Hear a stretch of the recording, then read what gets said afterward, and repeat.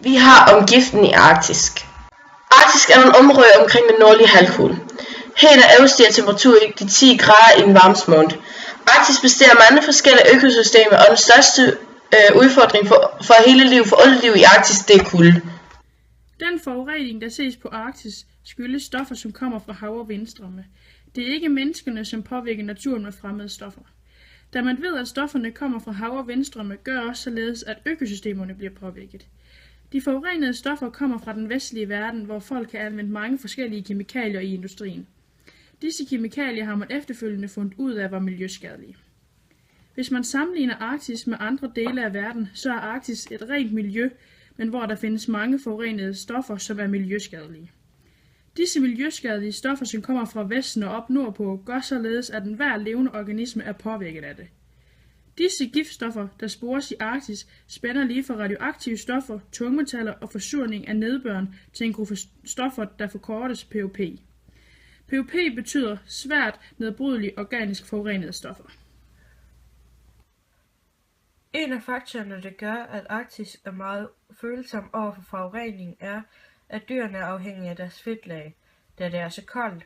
Derfor rammes dyrene kraftigt af disse stoffer, da de er fedtopløselige. Når der er mangel på føde, bruger dyrene på deres energireserve i spæklaget.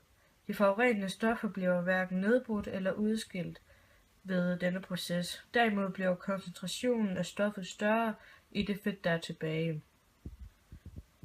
Når et tungmetal bliver optaget i kroppen, gennemgår det en kemisk omdannelse.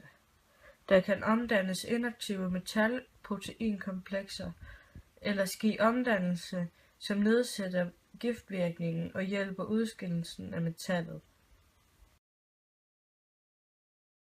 Arktis vil forandre sig en hel del. Af forurening og drivhuseffekt vil nemlig gøre, at isen smelter langsomt, men stødt. Det vil selvfølgelig ændre økosystemet i Arktis.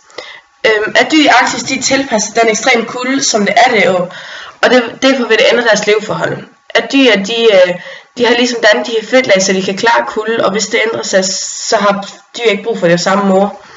Derudover så vil forurening gå ind og ændre over selve dyr.